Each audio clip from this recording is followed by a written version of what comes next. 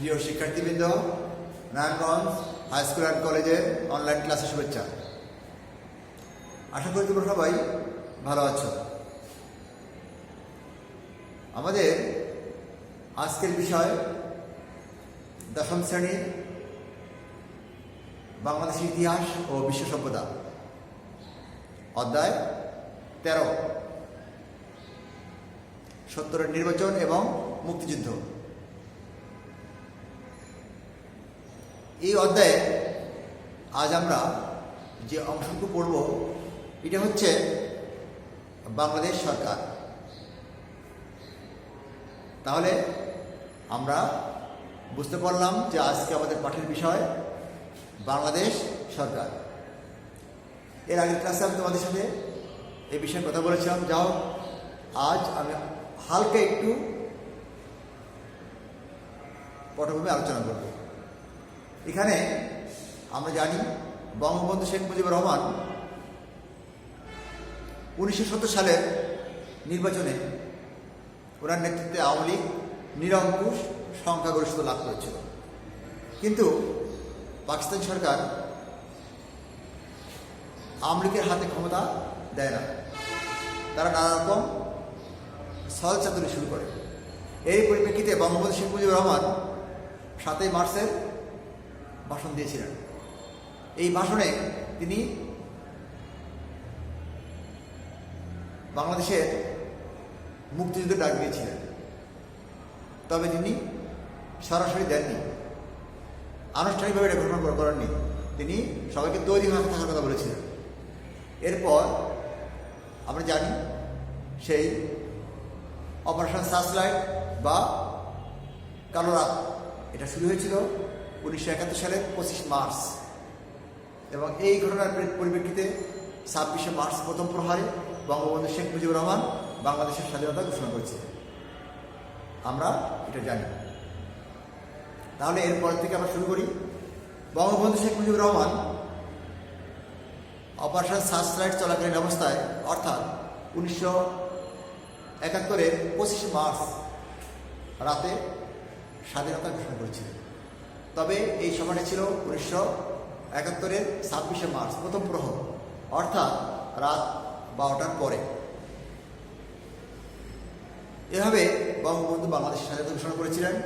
ঘোষণার পর চট্টগ্রামের কালুরঘাট বেতার কেন্দ্রের নাম পরিবর্তন করে স্বাধীন বাংলা বেতার কেন্দ্র রাখা হয়, এবং এই বেতার কেন্দ্র থেকে চট্টগ্রামের আওয়ামী লীগের সাধারণ সম্পাদক এম এ হান্নান বঙ্গবন্ধুর পক্ষে স্বাধীনতা ঘোষণা করেন।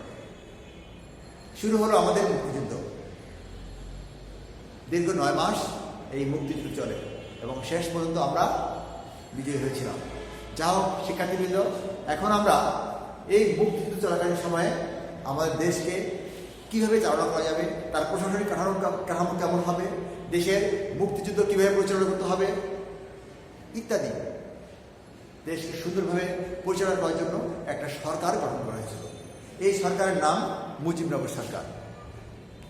একটা সরকার গঠন করা হয়েছিল। এই সরকারের নাম মুজিবনগর সরকার বা বাংলাদেশ সরকার। তাহলে আমরা এই সরকারের নাম জেনেছি। কবে গঠন করা হয়েছিল? 1971 সালের, দেখো, বাংলাদেশ সরকার গঠন হয়েছিল 1971 সালের 10 এপ্রিল। তাহলে এই বাংলাদেশ সরকার গঠন করা হয়েছিল 1971 সালের 10 এপ্রিল। কোথায় হয়েছিল? মেহেরপুর জেলার বৈদ্যনাথ তলায়। মেহেরপুর জেলার বৈদ্যনাথ তলা।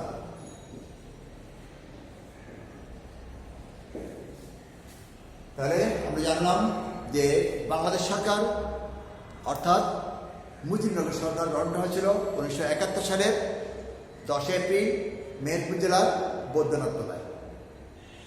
আর এই সরকার শপথ গ্রহণ করেছিল 17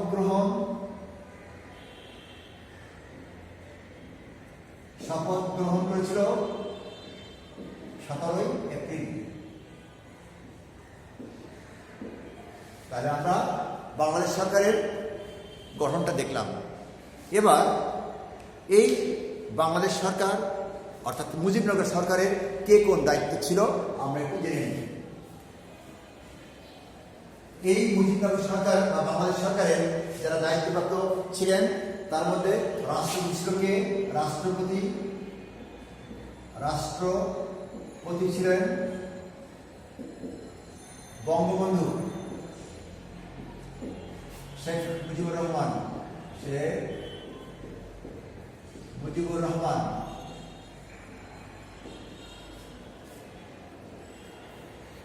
রাষ্ট্রপতি ছিলেন এই বাংলাদেশ সরকারের রাষ্ট্রপতি ছিলেন বঙ্গবন্ধু শেখ মুজিবুর রহমান।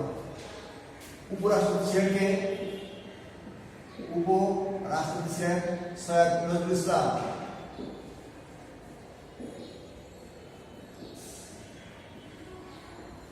উপরাষ্ট্রপতি সৈয়দ নজরুল ইসলাম। প্রধানমন্ত্রী ছিলেন তাজউদ্দিন আহমেদ।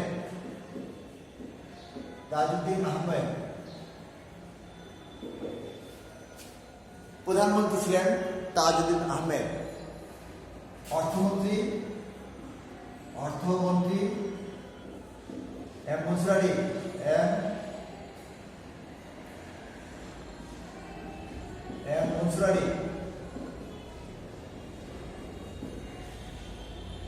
স্বরাষ্ট্রমন্ত্রী ছিলেন কামারুজ্জামান।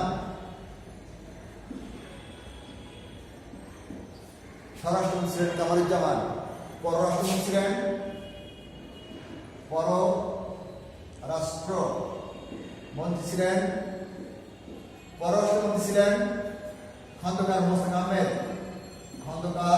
মোস্তাক আহমেদ।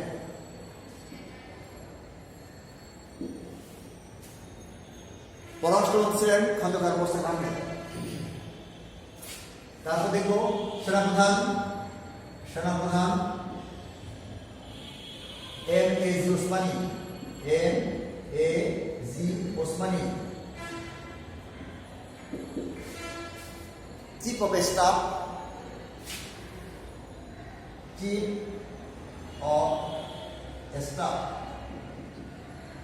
আব্দুর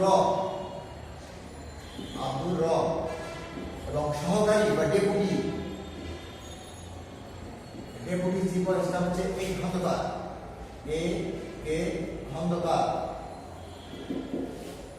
প্রিয় শিক্ষার্থীবৃন্দ, তাহলে আমরা এই বাংলাদেশ সরকার বা মুজিবনগর সরকারের যে দায়িত্বপ্রাপ্ত যে মন্ত্রীরা ছিলেন তাদের স্ট্রাকচার আমরা দেখলাম। এই স্ট্রাকচার দেখা যাচ্ছে যে এই বঙ্গবন্ধু বা এই বাংলাদেশ সরকারের রাষ্ট্রপতি ছিলেন বঙ্গবন্ধু শেখ মুজিবুর রহমান। আমরা তাকে আরও দেখতে পাচ্ছি যে এখানে উপরাষ্ট্রপতি ছিলেন সৈয়দ নজরুল ইসলাম। প্রধানমন্ত্রী ছিলেন তাজউদ্দিন আহমেদ। অর্থমন্ত্রী এম মনসুর আলী। স্বরাষ্ট্রমন্ত্রী কামারুজ্জামান। পররাষ্ট্রমন্ত্রী মোস্তাক আহমেদ। সেনাপ্রধান এম এ জি ওসমানী। আরও ছিলেন চিফ অফ স্টাফ আব্দুর রব। ডেপুটি চিফ অফ স্টাফ ছিলেন এক খন্দকার। এই ছিল বাংলাদেশ সরকারের বা মুজিবনগর সরকারের একটা গঠন। এবার আমরা দেখব এই বাংলাদেশ সরকার বা মুজিবনগর সরকারের কি কাজ তারা করেছে। এই বাংলাদেশ সরকার বা মুজিবনগর সরকারের যে কাজ, এই কাজ ছিল এই সরকারের কাজ। এক নম্বর কাজ ছিল দেশকে 4টি সামরিক জোনে বিভক্ত দেশকে 4টি সামরিক জোনে বিভক্ত করা হয়েছিল। এই বাংলাদেশ সরকার করেছিলেন। দেশকে 11টি সেক্টরে বিভক্ত সামরিক জোন, তারপর 11টা সেক্টরে ভাগ করা হয়েছিল। এই 11টা সেক্টরে ভাগ করা হয়েছিল। 11টা সেক্টর কমান্ডার নিয়ম, সেক্টর কমান্ডার নিয়ম।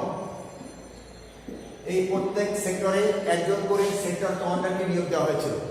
আর এই সেক্টর কমান্ডারের অধীনে নিয়মিত বাহিনী, অনিয়মিত বাহিনী, মুক্তিবাহিনী এবং বিভিন্ন সংগঠন এদের অধীনে যুদ্ধ করেছিল। এই হচ্ছে এই বাংলাদেশ সরকার এর কাজ, প্রধান প্রধান কাজ এগুলো।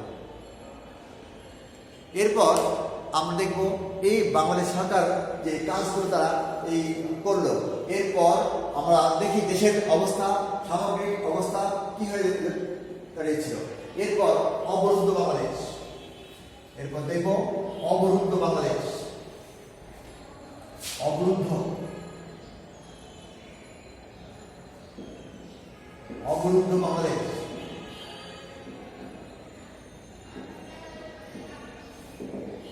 স্বাধীনতা ঘোষণার পর মুক্তিযুদ্ধ চলাকালীন অবস্থায় পাকিস্তান সেনাবাহিনী আমাদের স্বাধীন দিক ঘিরে ফেলেছিল, আমাদের প্রতি বাংলাদেশকে অবরুদ্ধ করে রেখেছিল, আমাদের স্বাভাবিক কাজকর্ম সব ব্যাহত হচ্ছিল। অন্যদিকে এই পাকিস্তান সরকার এর সেনাবাহিনী তারা পোড়ামাটি নীতি গ্রহণ করেছিল। তারা এই দেশে স্কুল, কলেজ, বাড়ি ঘর, ব্রিজ, কালভার্ট সব কিছু আগুনে পুড়িয়ে দেওয়া শুরু করলো।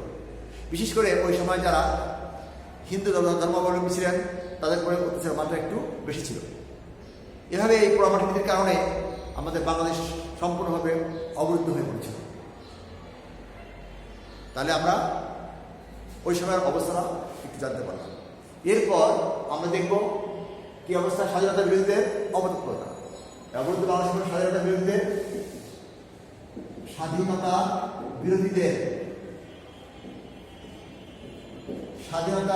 বিরোধীদের অপতৎপরতা,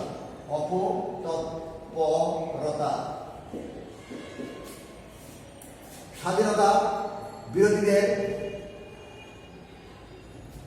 অপতৎপরতা। দেশের যখন স্বাধীনতা যুদ্ধ চলছিল তখন পাকিস্তান সরকারের কিছু চামচা বা কিছু পক্ষের লোকেরা তারা এই দেশে শান্তি কমিটি গঠন করেছিল। শান্তি কমিটি, রাজাকার, আল বদর, আল শামস ইত্যাদি গঠনের মাধ্যমে তারা নিরীহ বাঙালিদের লিস্ট তৈরি করে, এদেশের বুদ্ধিজীবী, এদেশের মুক্তিযোদ্ধাদের লিস্ট তৈরি করে তাদেরকে নির্বিচারে হত্যা করতে শুরু করলো। আমাদের স্বাধীনতা যুদ্ধের বিরোধিতা করেছিল এই সমস্ত বিরোধী অপশক্তি। স্বাধীনতা বিরোধী অপশক্তি হচ্ছে কি? এরা আমরা জানি শান্তি কমিটি কি? শান্তি কমিটি, আল রাজাকার, শান্তি কমিটি, রাজাকার, আল বদর, আল শামস, তাহলে এরকম এই শক্তিগুলো স্বাধীনতা যুদ্ধের সময় অবতৎপর ছিল এবং আমাদের মুক্তিযুদ্ধকে তারা থামিয়ে দিতে চেয়েছিল, কিন্তু পারেনি। তারা এই অবতৎপরতা আমরা বাঙালি মুক্তিযুদ্ধরা, বাঙালি বীরেরা রুখে দিয়েছিল। এরপর আমরা দেখব এই মুক্তিযুদ্ধের সময় বিভিন্ন পেশাজীবী বা বিভিন্ন মুক্তিযুদ্ধের বিভিন্ন সংগঠন, দেখব মুক্তিযুদ্ধে বিভিন্ন সংগঠন তারা ছিল। মুক্তিযুদ্ধে বিভিন্ন সংগঠন, মুক্তিযুদ্ধে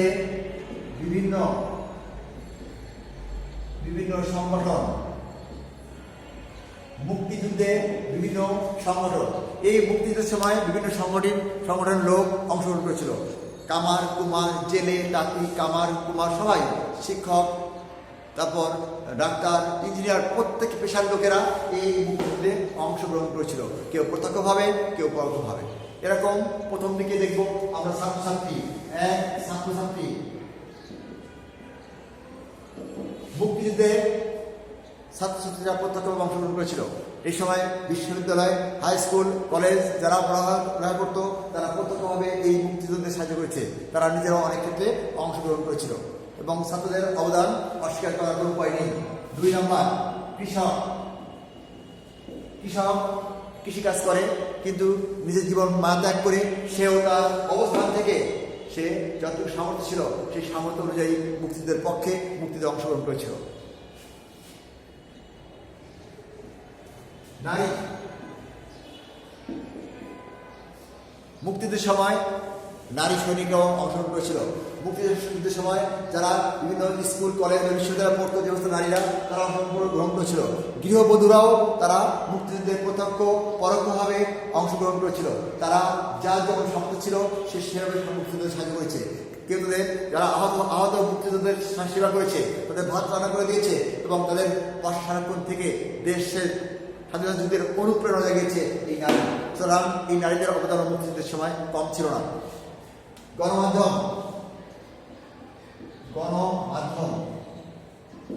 মুক্তিযুদ্ধের সময় গণমাধ্যমেও গুরুত্বপূর্ণ ভূমিকা পালন করেছিল। এই মুক্তিযুদ্ধের বিভিন্ন ছবি, তাদের পাকিস্তানি বাহিনীর অত্যাচারের ছবি, তাদের নৃশংসতা, তাদের পরমাণু নীতি ইত্যাদি ছবি তারা প্রকাশ করেছিল। এই গণমাধ্যমে প্রকাশ করে বিশ্ব জলবায়ু গ্রহণে সহায়তা করেছিল এই গণমাধ্যম। এই গণমাধ্যমে উন্মুক্ত মঞ্চ, টিভি, তারপর চলচ্চিত্র, বিভিন্ন মাধ্যমে তারা এই গণমাধ্যমের কর্মীরা তারা সারাক্ষণ আমাদের এই মুক্তিযোদ্ধাদের অনুপ্রাণিত করেছিল, তাদেরকে উৎসাহ জাগিয়েছিল। এই গণমাধ্যমের ভূমিকাও মুক্তিযুদ্ধের সময় কম ছিল না। এরপর আমরা দেখব প্রবাসী বাঙালি।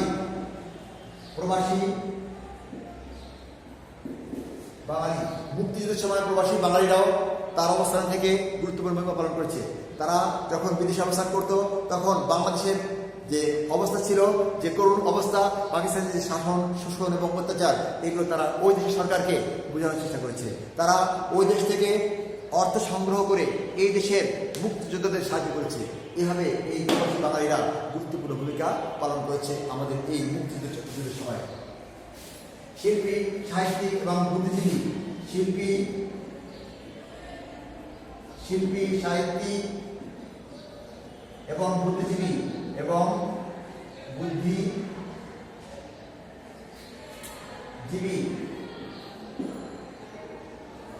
শিল্পী, সাহিত্যিক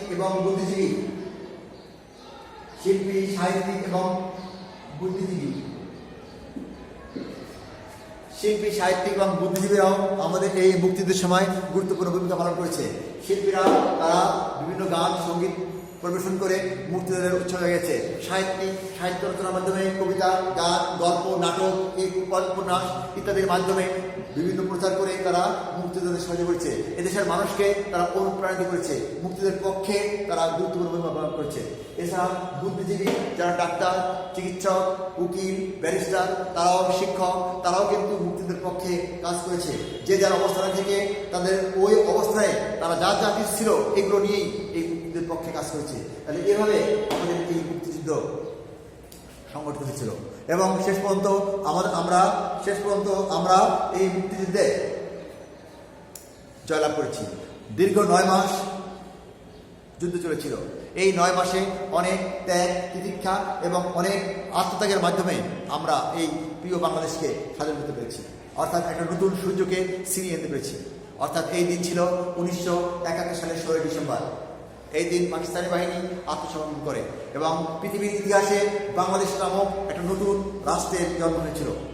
প্রিয় শিক্ষার্থীবৃন্দ, তাহলে আমরা এই বাংলাদেশ সরকার থেকে শুরু করি তার গঠন, কাজ, অবরুদ্ধ বাংলাদেশ, তারপর আমরা দেখেছি যে বিভিন্ন মাধ্যম, মুক্তিযুদ্ধের বিভিন্ন মাধ্যমের ভূমিকাগুলো কী কী ছিল, ছাত্রছাত্রী, কৃষক, তারপর কৃষক, নারী, তারপর আমরা দেখেছি গণমাধ্যম এবং বুদ্ধিজীবী, শিল্পী, সাহিত্যিক সবার অবদান আমরা অস্বীকার করতে পারি না। এভাবে আমাদের মুক্তিযুদ্ধ চলেছে এবং আমরা শেষ পর্যন্ত জয়লাভ করেছি। প্রিয় শিক্ষার্থীবৃন্দ, এই অধ্যায়ে আমরা এখানে শেষ করব। এর পরবর্তী পাঠে অন্য অধ্যায়ে আমি তোমাদের সাথে আবারও ফিরে আসবো। সেই পর্যন্ত তোমরা সবাই ভালো থাকো, সুস্থ থাকো। আল্লাহ হাফেজ।